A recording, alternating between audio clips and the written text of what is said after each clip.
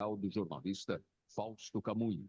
Gente que Fala reúne de segunda a sexta-feira formadores de opinião para discutir as principais notícias do dia. Gente que Fala tem o selo de qualidade APCOM.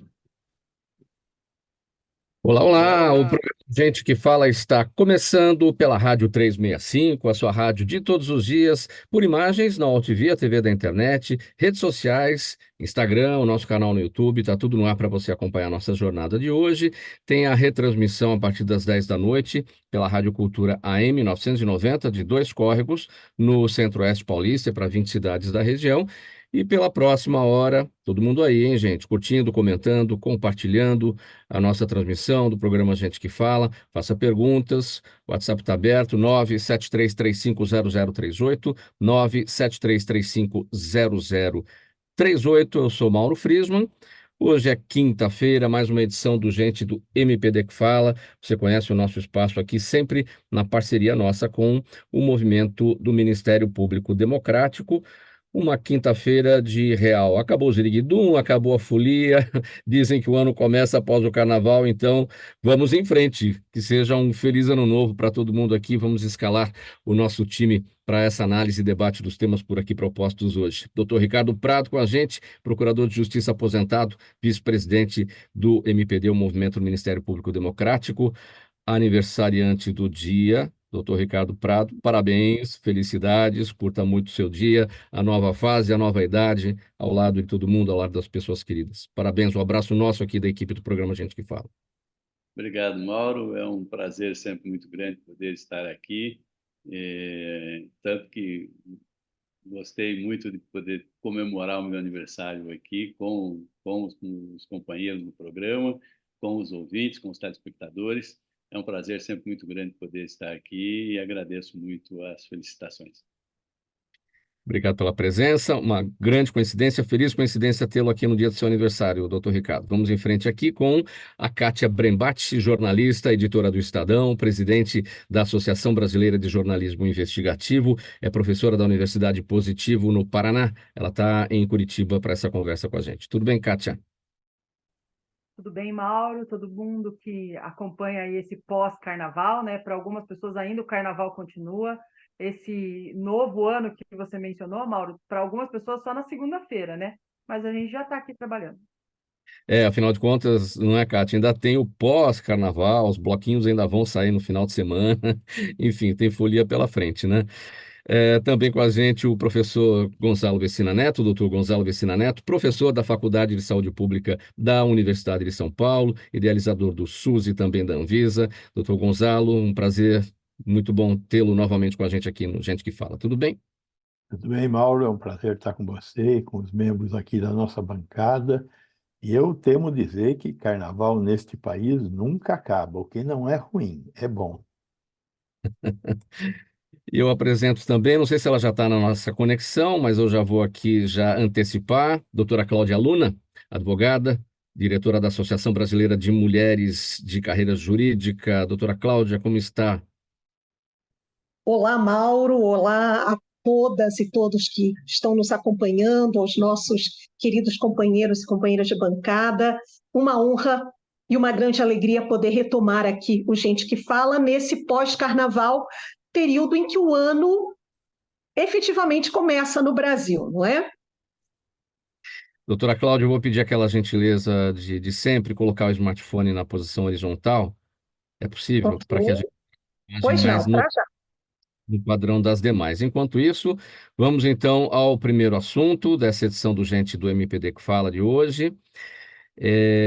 Para dizer o seguinte: os dois presos condenados que fugiram ontem da penitenciária de segurança máxima de Mossoró saíram transferidos de presídio no Acre para o Rio Grande do Norte após a participação em rebelião que deixou 5 mortos. Esse episódio foi em julho do ano passado.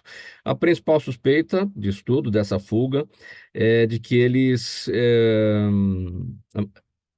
ou a principal suspeita é de que os fugitivos, né, que pertencem ao Comando Vermelho, teriam aberto um buraco no teto da cela para escapar do local. Bom, tudo isso ainda vai ser investigado para a gente entender se foi de fato o que aconteceu. Bom, o ministro da Justiça e Segurança Pública, Ricardo Lewandowski, determinou o afastamento da direção da penitenciária e já nomeou o policial penal federal Carlos Luiz Vieira Pires para o cargo interino da unidade que é destinada a abrigar os chefes do crime.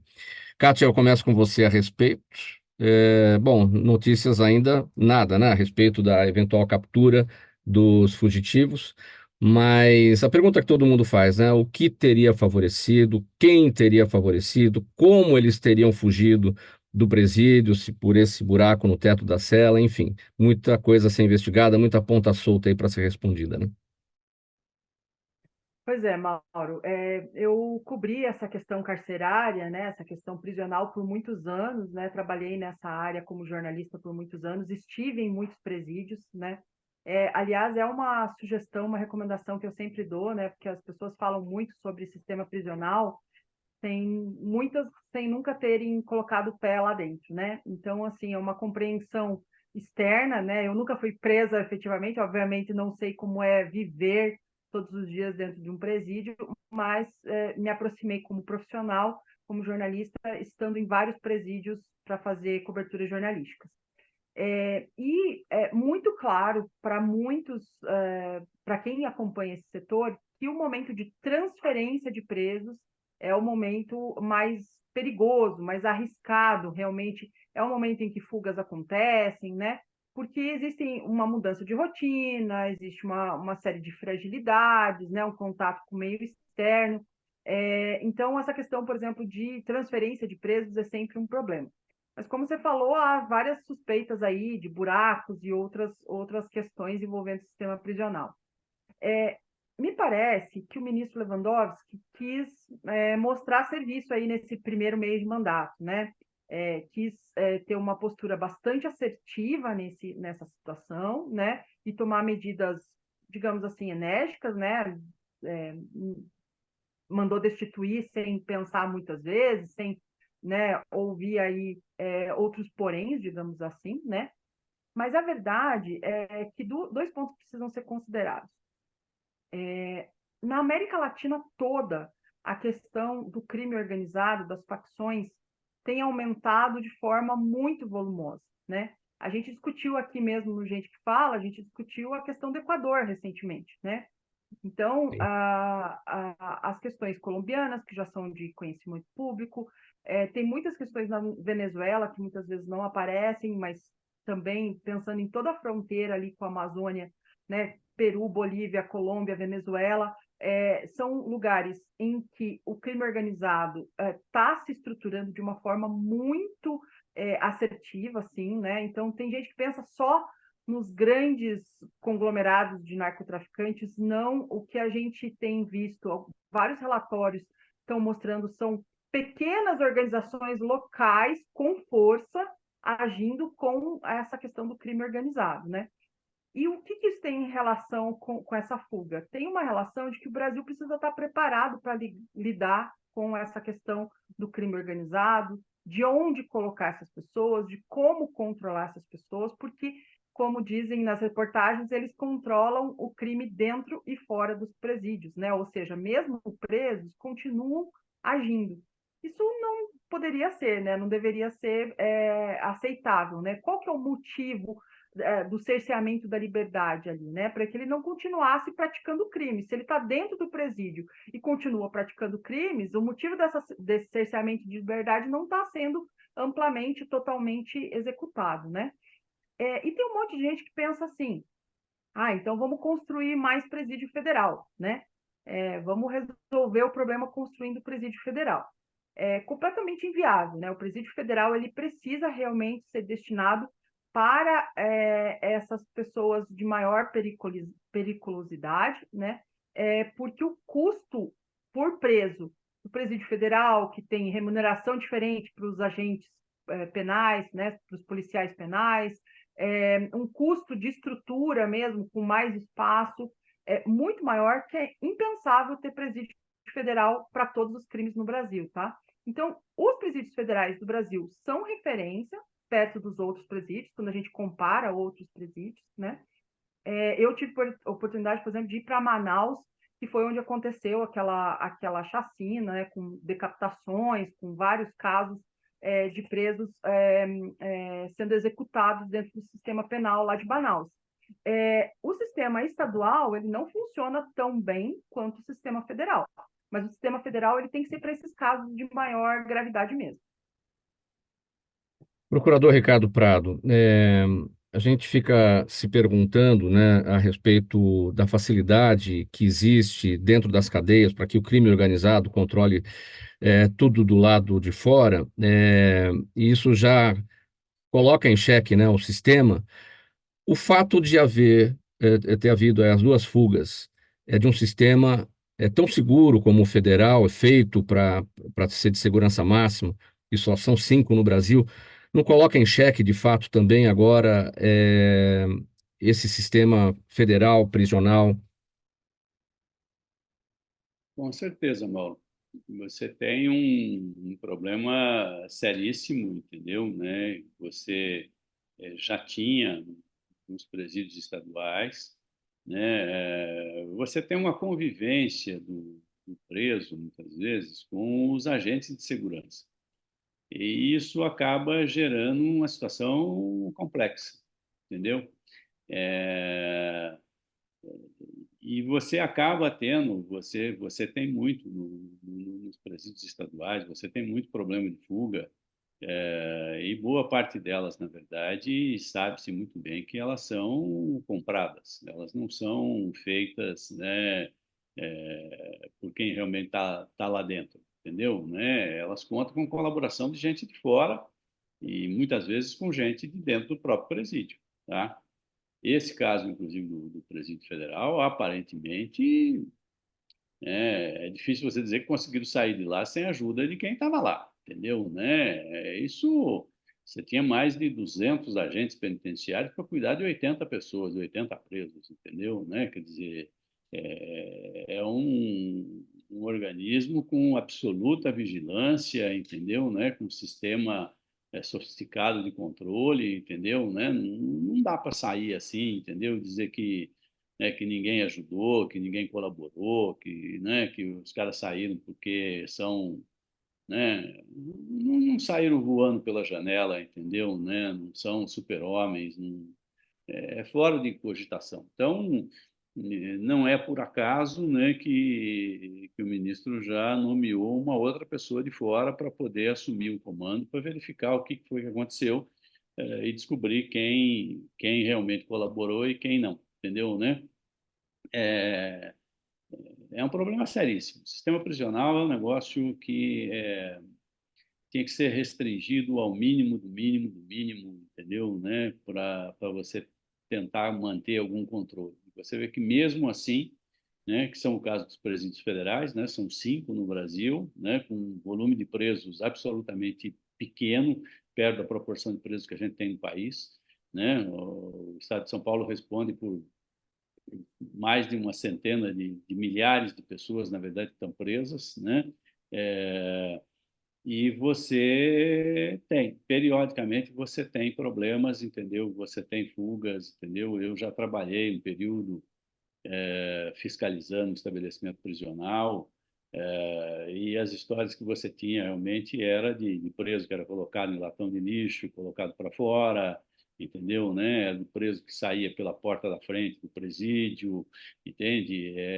São coisas realmente assim absolutamente impensáveis.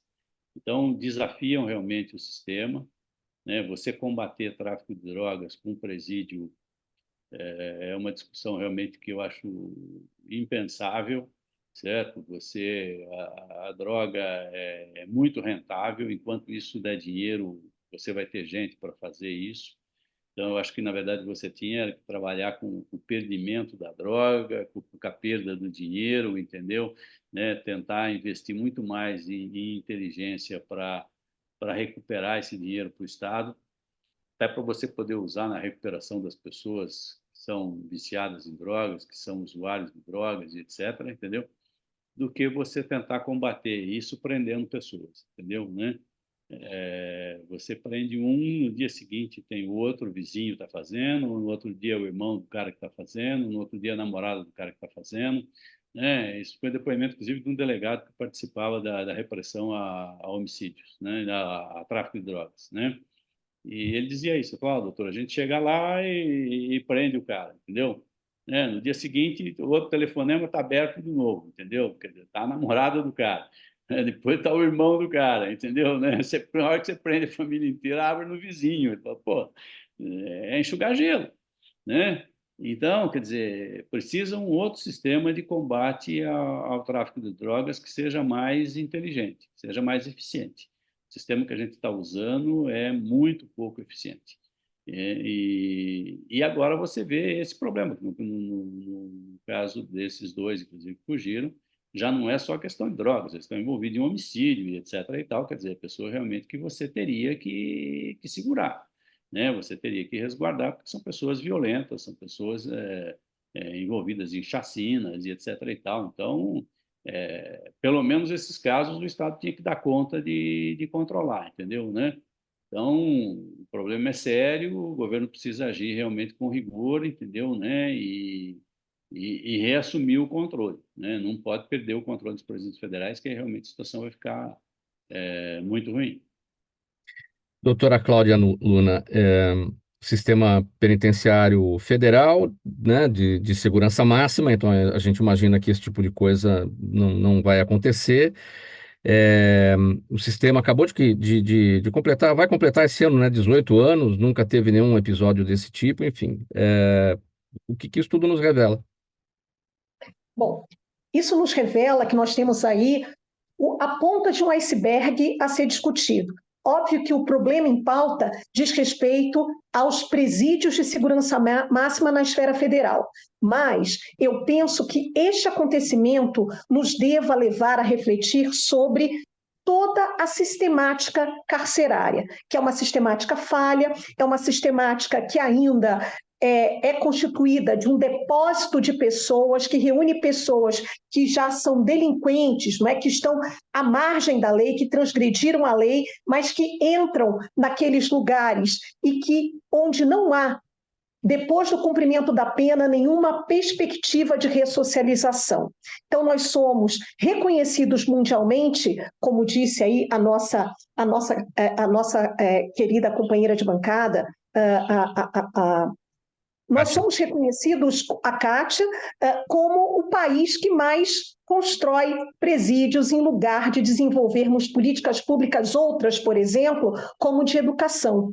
Então, quando nós observamos esse sistema carcerário, nós observamos que existem problemas anteriores, ou um problema anterior, que é a falta ou a falha do Estado, que deixou de trabalhar ou de desenvolver políticas públicas outras articuladas para que antes dessa situação houvesse prevenção e o investimento em políticas públicas outras que pudesse, quando nós estivéssemos lá nessa outra ponta, que é a ponta da punição para restrição da liberdade, pensar em um sistema carcerário outro que não fosse esse que nós temos atualmente. Então, eu penso que esse problema que acontece agora é, na realidade, um grande desafio para o Ministério da Justiça, para o ministro Lewandowski, que também irá refletir em outros ministérios, como o da educação, das mulheres, até porque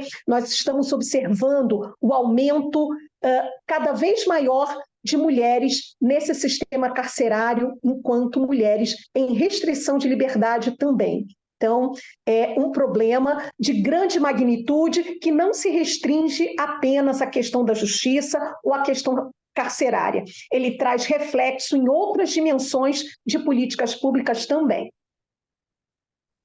Doutor Vecina, a falha no Estado brasileiro em educar, a falha do Estado brasileiro em manter pessoas de alta periculosidade, chefes aí do tráfico, homicidas, dificuldade em manter na cadeia e, quando consegue manter na cadeia, dificuldade de trazer de volta essas pessoas de forma ressocializada.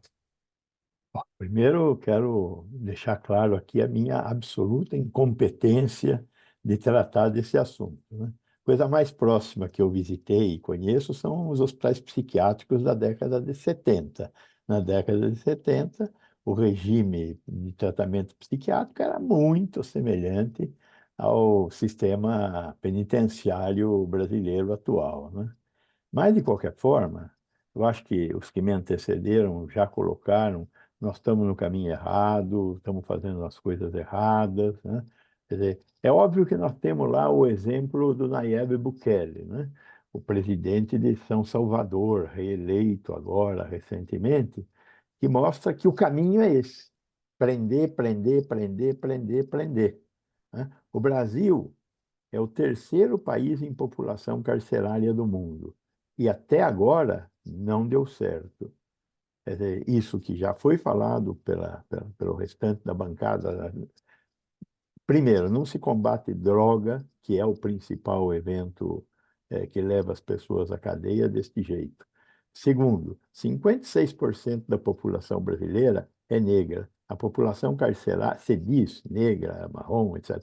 70, mais de 70% da população carcerária brasileira é negra. Isso indica alguma coisa errada, né? Então, eu acho que nós temos realmente que retomar, repensar o que fazer. Um outro problema é o seguinte: um presídio de segurança máxima, que você faz um buraco no teto e vai embora, não é de segurança máxima. Eu imagino que segurança máxima seja alguma coisa que você tenha vários obstáculos a derrubar, né? Quando só tem um obstáculo, nós temos um erro. Um presídio desse, com 208 vagas, com cento e poucos presos, é bico, deveria ser bico controlar essa população. No entanto, as pessoas conseguiram fugir, como já foi também mencionado. Então, nós temos que realmente colocar a mão na cabeça e repensar a questão carcerária no Brasil de uma forma global. Vamos admitir que fosse fácil fazer um buraco no teto para fugir, né? Mas na hora que você sai dali da cela, você vai ter inúmeros lugares, né, para poder ser visto e conseguir escapar de lá. Realmente, o Brasil não é para amadores, essa é a frase, né? Vamos lá, próximo assunto. Gente do MPD que fala hoje, é a parceria nossa com o movimento do Ministério Público Democrático. Pela Rádio 365, sua rádio de todos os dias, AltV, TV da internet, redes sociais, Instagram, Facebook e o nosso canal no YouTube, e a retransmissão às 10 da noite pela Rádio Cultura AM 990, de Dois Córregos, no Centro-Oeste Paulista, e 20 cidades lá da região. Gente, a defesa de Jair Bolsonaro pediu ao Supremo Tribunal Federal a retirada da decisão que proíbe o contato entre o ex-presidente e o presidente do PL, Valdemar Costa Neto. Os advogados alegam que o ex-presidente é o principal cabo eleitoral do partido para as eleições de 2024 e a proibição traz prejuízos ao processo eleitoral. Na semana passada, Bolsonaro e aliados foram alvo da operação da Polícia Federal que investiga a tentativa de golpe de Estado em 2022 e também para manter, claro, Bolsonaro na presidência da República. Procurador Ricardo Prado, em que situações essa medida de proibição de contato, né, entre investigados, ela é aplicada, ela é válida?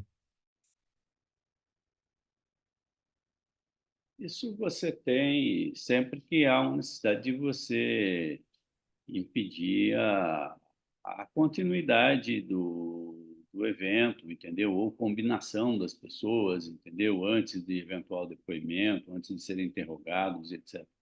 Tá? Então, essa proibição de contato entre réus no mesmo processo, entre investigados no mesmo inquérito, ela é perfeitamente possível e comum na legislação brasileira, entendeu, né?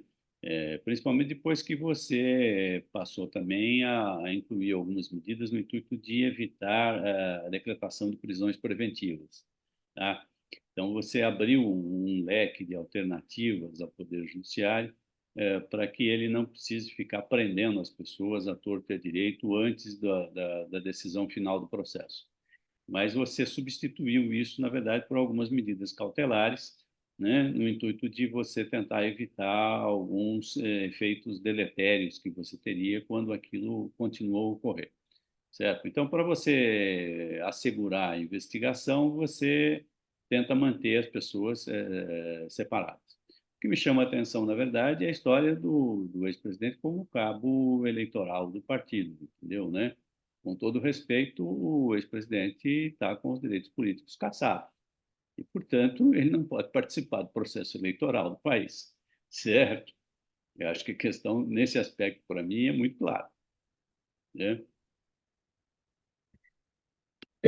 Kátia Brembati, a sua avaliação, essa possibilidade também da defesa, de cair essa decisão, né, de separação aí do contato entre o ex-presidente Bolsonaro e o presidente do PL, Valdemar da Costa Neto, possibilidade de cair é muito remota, né? Bom, não sei como vai ser que haverá a decisão do judiciário, mas eu vou dar uma opinião polêmica, tá? Eu acho que não tem motivo de manter essa restrição, né? Por dois motivos, assim. O professor Ricardo pontuou muito bem, né? A legislação é clara com relação às situações em que você veda esse contato, como substituição, muitas vezes e tal, mas eu já vi situações assim, em que se estava apurando um homicídio, por exemplo, com versões diferentes, e se impedia que as partes que estavam envolvidas, acusadas, conversassem, para que não, né, combinassem uma resposta e tal.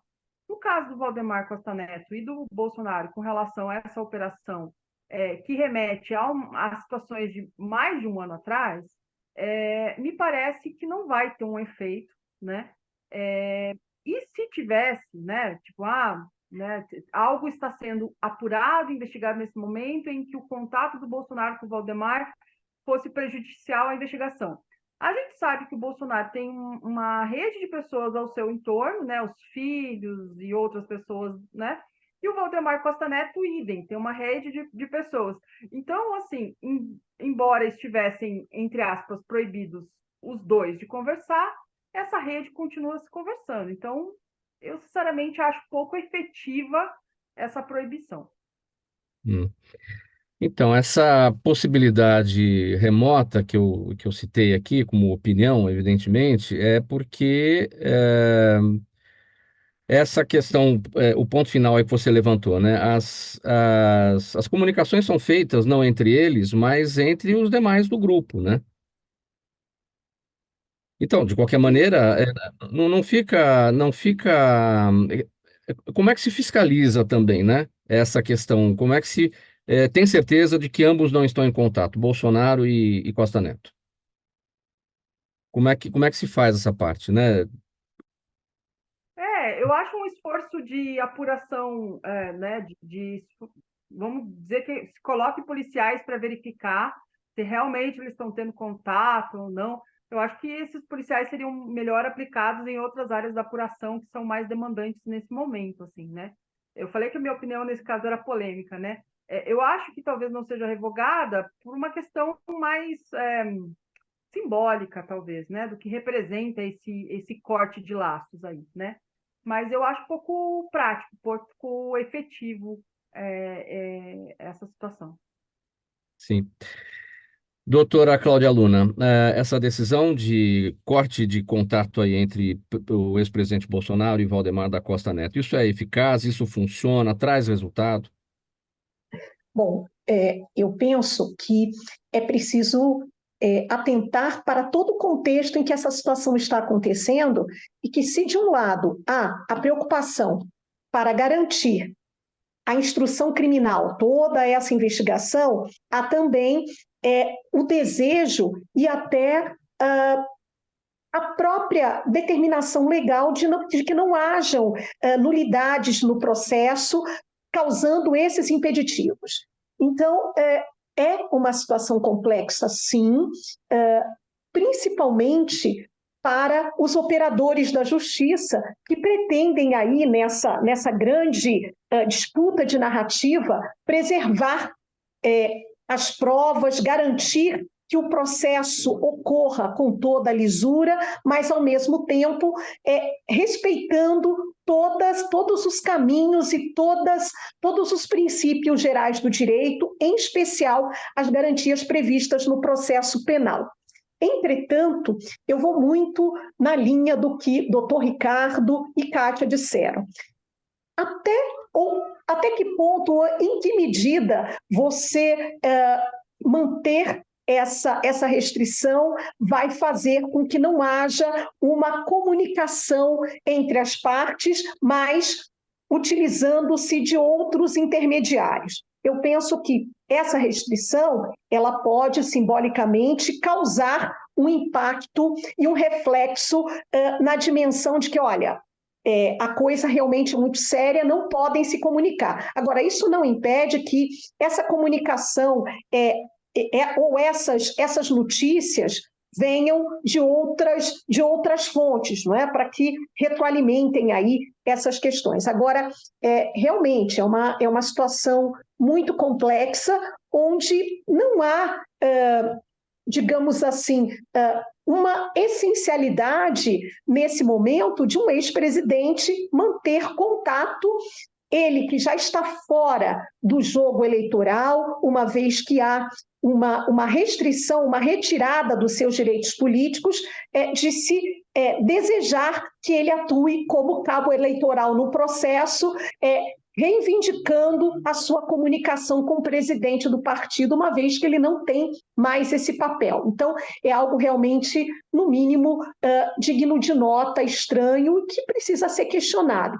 Mas, com certeza, o sistema, aí, os julgadores e todos os que estão aí, todos os atores e atrizes envolvidos, têm aí esse caminho em que vão percorrer, sempre dialogando aí com os preceitos e princípios legais para equacionar esse problema, cujo resultado talvez não seja o que agrade um lado ou o outro, mas uma solução com certeza há de existir. Ainda para entender um pouco mais da eficácia desse tipo de medida, de medida, né, de separação e de proibição do contato entre partes que estão dentro de uma mesma investigação, sejam só investigados ou sejam já réus. Que outra medida cautelar poderia ser usada? Porque é uma medida, nesse caso aí, para substituir uma prisão preventiva, por exemplo, que separaria de fato as pessoas. Que outra medida cautelar poderia ser usada que tivesse eficácia? Eu Doutora Cláudia. penso que, bom, eu não sou essencialmente uma pessoa da esfera criminal, eu penso que o doutor Ricardo possa responder melhor essa pergunta, mas penso que medidas outras, como talvez essa proibição de comunicação ou os advogados conversando entre si, isso poderia sanar esses problemas. Ou seja, pode haver a ausência ou a restrição de comunicação entre as partes envolvidas nesse momento, que encontram restrição, né, de se comunicar, mas não entre os seus advogados. Né? Então, existe todo um trâmite no processo penal que garante circunstâncias outras que podem equacionar esse problema no momento. Antes do doutor Vecina, doutor Ricardo Prado, mesmo o questionamento, né? Que outra medida cautelar poderia ser adotada em substituição a essa proibição de contato? É difícil, Mauro. Você poderia fazer a prisão domiciliar. Tá? Agora, a prisão preventiva, você pode fazer a prisão domiciliar. Na verdade, o que você está fazendo? Você está, de uma certa forma, monitorando os dois. Tá? Então, a proibição de comunicação, na verdade, permite que o judiciário monitore os dois personagens, entendeu? Então, você monitora a telecomunicação por telefone, você monitora o deslocamento da pessoa, entendeu? Tá? Você pode fazer a comunicação através de terceira pessoa? Pode, entendeu? Primeiro que você dificulta, é mais difícil. Segundo, que se essa pessoa começar a circular para lá e para cá, entendeu? Ela acaba sendo identificada como fazendo triângulo. Certo? Para você usar 4 ou 5 pessoas, entendeu? Para fazer essa triangulação, a combinação fica mais difícil ainda, entendeu? Então, você vai dizer, a medida é ineficaz, entendeu? Não, ela dificulta, na verdade, a comunicação e, ao mesmo tempo, em que permite que o judiciário mantenha algum controle sobre os personagens em questão, entendeu? Então, Você pode ter fórmulas de tentar burlar isso, de conseguir burlar isso? Sim, sem dúvida você tem, entendeu? Mas que você dificulta bastante essa comunicação, com certeza dificulta, e permite ao judiciário algum controle sobre a situação, entendeu? Doutor Então, Garcia. você poderia substituir, mas são medidas mais drásticas, entendeu? Que, na verdade, eles estão tentando evitar nesse momento. Perfeito. Seu entendimento, doutor Vecina, sobre esse episódio, esse tema. Na vida, nós temos muitas ações que são relativamente estruturadas, concatenadas. Esse mundo jurídico está cheio dessas coisas, né? Primeiro isso, depois aquilo, usa toga, não usa toga. Eu acho que isso faz parte do que eu chamaria de as preliminares, né? Estamos vivendo as preliminares. Estão jogando para a torcida, eu também acho que estão. Essa história não pode falar, isso, aquilo. É um tipo de jogo para a torcida, mas faz parte das preliminares. Então, eu não secundarizo isso. Faz parte do jogo, temos que obedecer o jogo, etc. O que eu acho que é importante para quem viveu a ditadura de 64, para quem viveu a limitação de liberdade que nós tivemos nesse país durante 20 anos, para quem viveu a repressão da ditadura de 64, é que existam punições. Este ato não se consumou, mas ele ocorreu. Quem viu o Brasil no final do ano passado, houve real movimentação de tropas do Exército no país inteiro sem nenhuma justificativa, né? Os kids pretos se movimentaram. 8 torres de alta tensão foram derrubadas, né? Nenhum comando vermelho, nenhum PCC derruba uma torre de alta tensão. É muito difícil. Quem derrubou as torres de alta tensão foi gente do Exército ou militar. Alguém tem que pagar, ser punido por isso. Então, que estas preliminares não sejam a indicação de que nós vamos fazer o que nós já fizemos e erramos, uma anistia geral e restrita. Não pode haver. Não deu certo, mas chegou muito próximo de dar certo. E é inaceitável num país que acha que o melhor modelo é o modelo da democracia, onde existe um monte de bobagem que o povo faz, mas não existe coisa melhor para fazer, tem que haver punição. Programa Gente que Fala, edição de quinta-feira, é o Gente do MPD que Fala, parceria nossa com o Movimento do Ministério Público Democrático. Uma parada breve, intervalo, mensagem do nosso apoiador, um gole de água para cada um, a gente já volta. Os melhores trabalhos de comunicação nunca abrem mão de um excelente instituto de pesquisas. A Orbis é um instituto de pesquisas que une precisão e confiabilidade estatística com a mais alta tecnologia em pesquisas do mercado. Na sua próxima pesquisa, se eu fosse você, chamava Orbis. Até porque o sucesso é consequência direta da informação que você tem e o que você faz com ela. A Gente que Fala está de volta, é o Gente do MPD que Fala, sempre às quintas-feiras por aqui. Nossa parceria com o Movimento do Ministério Público Democrático, no ar pela Rádio 365, sua rádio de todos os dias, pela Altivia TV da internet, Instagram, Facebook e o nosso canal no YouTube, e a retransmissão às 10 da noite pela Rádio Cultura AM 990 de Dois Córregos, no Centro-Oeste Paulista. Deputados do PL enviaram um ofício ao governador de São Paulo, Tarcísio de Freitas, e também ao prefeito paulistano, Ricardo Nunes, pedindo punição à escola de samba Vai Vai. Os parlamentares querem que a agremiação seja impedida de receber recursos públicos do Estado e da Prefeitura no próximo Carnaval, por entenderem que a Vai Vai retratou agentes de segurança como figuras demoníacas em uma de suas alegorias no desfile agora do último sábado. A Vai Vai disse que o seu enredo foi em homenagem à história do hip hop no Brasil e que não teve a intenção de promover qualquer tipo de ataque ou provocação a policiais e agentes de segurança pública. Doutora Cláudia, começo com a senhora a respeito desse tema. De um lado, a Vai Vai, né, dizendo o que pretendeu com o seu desfile, do outro, os parlamentares dizendo o que eles entenderam da mensagem transmitida pela escola de samba. pergunta de sempre, o que esse episódio nos revela e onde que a gente pode parar com essa situação, com esse imbróglio aí entre as partes? Bom, eu acho que o primeiro ponto é nós entendermos qual é o objetivo, qual é o histórico das escolas de samba. As escolas de samba, através das suas narrativas, que são os enredos, eles sempre, historicamente, fizeram uma crítica social.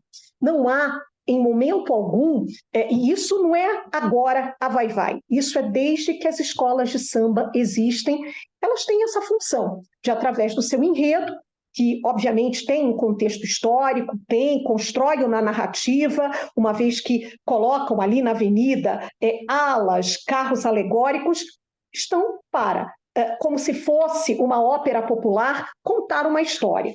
Então, nesse momento, eu acho que existem duas coisas: entender qual é o papel das escolas de samba, que constroem com o carnaval no desfile uma ópera popular, onde realizam uma crítica social e, ao mesmo tempo, a garantia constitucional do direito de exercer a liberdade de expressão, que não pode ser cerceado, uma vez que há desagradar um setor ou outro. Eu acho que isso sempre aconteceu, não há o caso de se colocar ou de causar melindres numa instituição ou outra.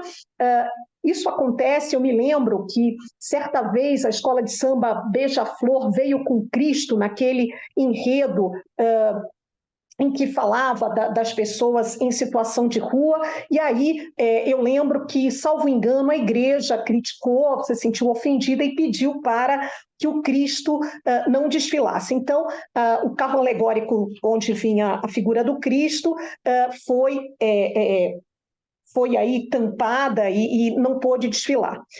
Então, sempre acontecerão essas polêmicas, mas é importante, diante de tudo isso, sempre ter o bom senso de entender o que é o carnaval, qual é o papel das escolas de samba, e que a crítica popular ela faz parte, sim, desse contexto, de modo que eu não vejo aí, apesar da situação, qualquer tipo de melindre em relação à instituição. Apenas foi colocada a situação de maneira crítica dentro do enredo, mas não vejo por que toda essa grita nesse momento.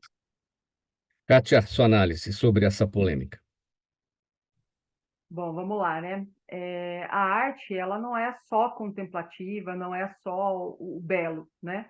Há vertentes que estão aí para provocar tensão, provocar reflexão, né?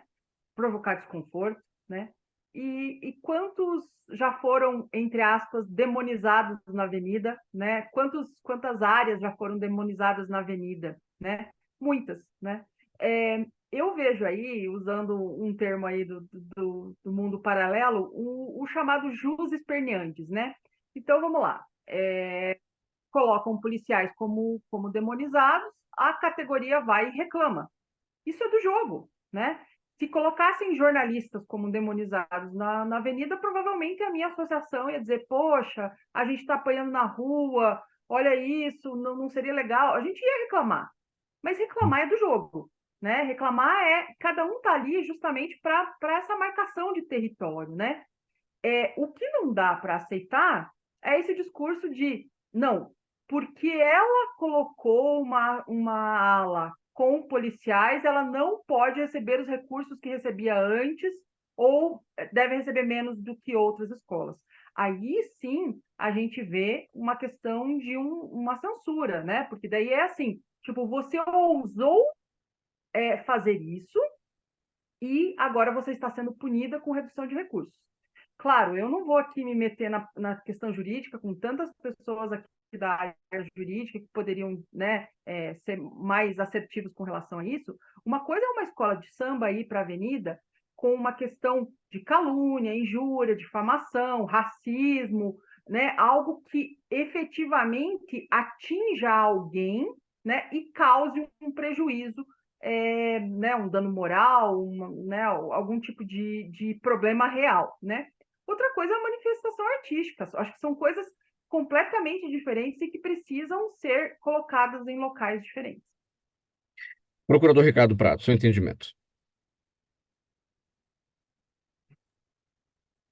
Eu acho que faz parte da liberdade de expressão, Mauro, entendeu? Né? Entendo a reclamação das corporações, acho que eles podem fazer o seu discurso de defesa, né? Procurar mostrar o trabalho também que eles têm feito pela sociedade, certo? Mas toda corporação, na verdade, está sujeita a críticas, né? E para uma parte da periferia, o trabalho policial, às vezes, extrapola um pouco os limites, entendeu? Né? Então, eu acho que a crítica faz parte, sim, do sistema, entendeu? E acho que a Kátia colocou um ponto importante dessa discussão, né? Quer dizer, as partes podem debater, cada um pode apresentar a sua narrativa, a sua versão, etc. Está tudo certo, entendeu? Né? O que você não pode realmente é tentar usar o Estado para fazer punição de uma das partes por causa disso, entendeu? Porque você não gostou do discurso, tá? Então aí realmente você começa a querer censurar, na verdade, as escolas de samba, né? É lógico que todo discurso tem que ter algum limite, entendeu? Né? Quer dizer, nós precisamos realmente aprofundar esse debate para ver até onde realmente é permitido, né? A liberdade de expressão te permite, né, ofender um grupo, uma categoria, etc., uma pessoa, né? Quer dizer, se fosse uma pessoa individualizada, a gente sabe que isso realmente pode caracterizar um crime contra a honra, né? A partir do momento que você não identificou uma pessoa, entendeu, né? Você está fazendo uma crítica a uma corporação, um grupo e etc., né? Já é uma questão mais difusa, entendeu, né? Eu acho que faz parte um pouco de você permitir realmente que haja essa manifestação popular, entendeu? Né? Quer dizer, há um grupo de pessoas de periferia que está se sentindo, eventualmente, não estão sendo bem tratados pela corporação militar, entendeu? Né? Eu acho que a crítica é bem pontual, bem significativa, entendeu? Né?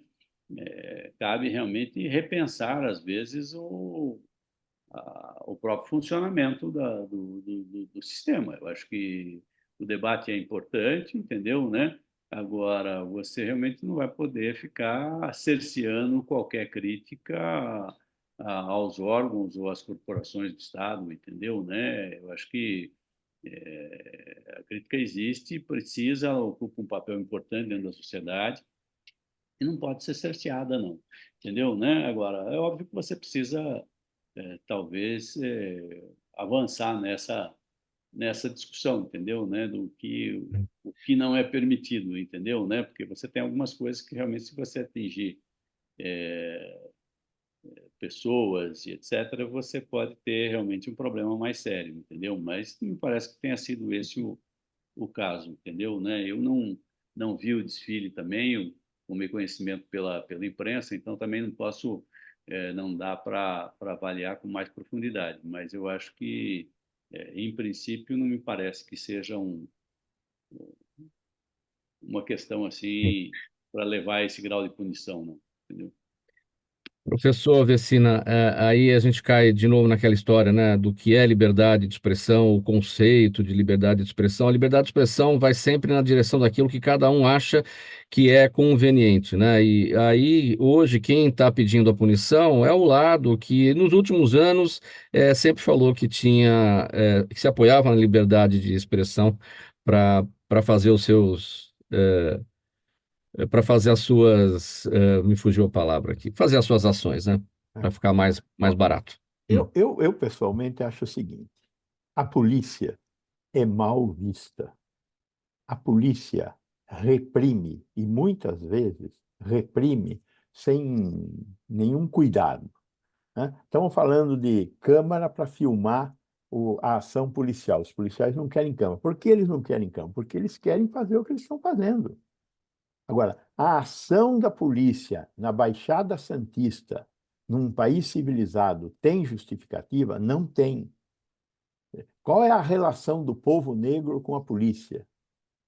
70% dos presos são negros neste país.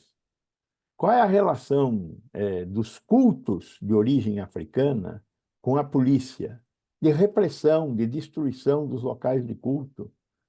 Como é que eles queriam ser representados numa escola de samba? Com anjinhos? Está errado, né? Não, não é por aí. Eu acho que estes deputados do PL deveriam pensar no que estão fazendo. Talvez a Vai-Vai mereça não ser financiada pelo Estado novamente, mas não por isso. Talvez seja porque ela recebeu, aparentemente, pelo que está na imprensa, 300 mil reais do PCC. Isto sim pode justificar uma ação destas. Agora, Sim. o tipo de expressão, jamais. Vamos seguir com mais um assunto, programa Gente que Fala, edição de quinta-feira, gente do MPD que Fala, parceria nossa com o movimento do Ministério Público Democrático. Olha, no artigo publicado ontem no Estadão, o jornalista William Vac disse que, na leitura que Jair Bolsonaro faz hoje da realidade política, há um componente de cálculo a partir de fatos e menos esperanças de que eventuais milhões na Paulista, no dia 25, o livrem da cadeia. Para o William Vac, talvez o que Bolsonaro espere do chamado às ruas seja dar ao Congresso um tipo de impulso popular para seguir adiante na tramitação de medidas voltadas a cercar a atividade do Supremo Tribunal Federal, além, claro, de solidificar sua imagem de vida. Kátia, é, quando o William Vac fala do componente de cálculo a partir de fatos, né, ele está dizendo a respeito da força, né, de Bolsonaro, o que ele entende, né, dentro do Congresso Nacional como uma força para ir para cima, para enfrentar o Supremo Tribunal Federal, né? Qual que é o seu entendimento? A gente ainda não sabe, não é possível medir qual que vai ser o volume desse evento, né, que foi chamado. Já é uma novidade, digamos assim, ele realmente ser chamado pelo Bolsonaro, porque em várias outras situações ele foi chamado por pessoas próximas, convocados e tal, e várias vezes o Bolsonaro não assumiu o protagonismo dizendo que ele estava convocando. Então a gente vai sentir a febre, medir a febre a partir dessa convocatória, que daí, neste caso específico, partiu dele mesmo, né, em pessoa, né? Então a gente vai medir isso. Mas a gente tem que analisar isso com bastante cautela. Se as ruas se encherem, significa que o Bolsonaro tem apoio popular? Veja, não necessariamente, porque o jogo hoje no Brasil é ser contra o outro, né?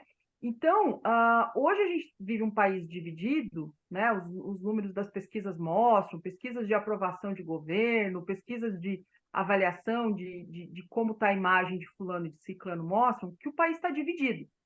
E esse país dividido não é tão eu defendo fulano, é eu sou contra o cicrano, né? Então, o que a gente vai ver na rua nesse dia 25 pode ser que seja um grande número de pessoas indo para a rua para dizer eu sou contra o Lula, por exemplo, né? Eu sou contra o PT, eu sou contra, sei lá, um monte de situações, né? Que não pode necessariamente ser interpretado como eu sou a favor de Bolsonaro, e vice-versa, né? Então, por exemplo, quando teve a manifestação de rua Ele Não, né? Ela foi uma manifestação que foi bastante volumosa, mas não teve o volume que algumas pessoas imaginavam, né? O que o Ele Não significava? Para quem foi para a rua, significava não quero Bolsonaro. Mas será que muitas pessoas que não queriam Bolsonaro não foram para a rua porque não estavam dispostos a dizer eu quero o menos pior, ou quero esse que é o que tem, sei lá, né? Esse é o reflexo de um país dividido, em que o que está em jogo é muito mais ser contra alguém do que ser a favor. Então, isso é um cuidado que precisa ter com a manifestação que foi chamada, que não necessariamente significa sou a favor de fulano, né? Agora, falando especificamente do Congresso, que foi o que você perguntou, né? O Arthur Lira, por exemplo, entrou muito claramente nessa discussão de restrição de poderes do STF, né? Na abertura do ano legislativo, ele falou que esse é um dos assuntos que vai priorizar a pauta esse ano. Quando o presidente da Câmara puxa isso, não se trata mais de só a bancada do PL, né? Não é disso que a gente está falando. A gente está falando de realmente uma massa de congressistas sinalizando para o STF que pretendem tomar medidas. Como Como isso vai desenrolar no decorrer do ano, a gente ainda não sabe. Kátia, quando o Bolsonaro convoca essa manifestação para o dia 25 e ele diz para as pessoas não levarem faixas, não levarem cartazes, não acusarem este ou aquele, o efeito disso não pode ser o contrário, ou seja, ele acabar reforçando para que as pessoas façam isso, depois ele pode dizer, não, mas eu falei para não usarem disso, então eu não posso ser acusado. Isso já foi usado várias vezes, né? Pessoas que chamaram manifestações dizendo faça uma manifestação pacífica e depois a manifestação não terminava pacífica, a pessoa dizia, não, mas eu pedi pacífica, né? Eu não consigo imaginar uma manifestação pró-Bolsonaro hoje que não tenha faixas acusando os ministros do STF, dizendo que tem que destituir o STF, intervenção militar, né? Eu acho que terá faixa, sim. Algumas pessoas podem seguir essa recomendação, mas não será Então, na maioria. isso corrobora o que você falou, exatamente. As pessoas não vão a favor dele, vão contra alguém, né? Então, esse contra alguém tem que estar na faixa. Exatamente. O que elas querem manifestar assim, vamos pensar claramente, né? O que se quer com essa manifestação de rua?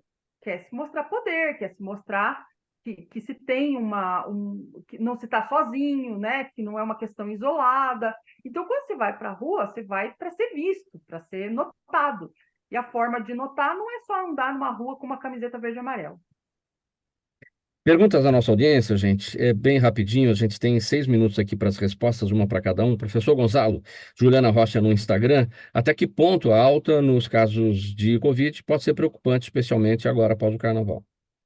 A alta dos casos de Covid e dos casos de dengue são preocupantes, tanto dengue quanto Covid. Agora, sem surpresa, está crescendo o número de casos de dengue porque nós estamos criando mosquito em casa. E está crescendo o número de casos de Covid porque nós estamos aumentando o número de encontros.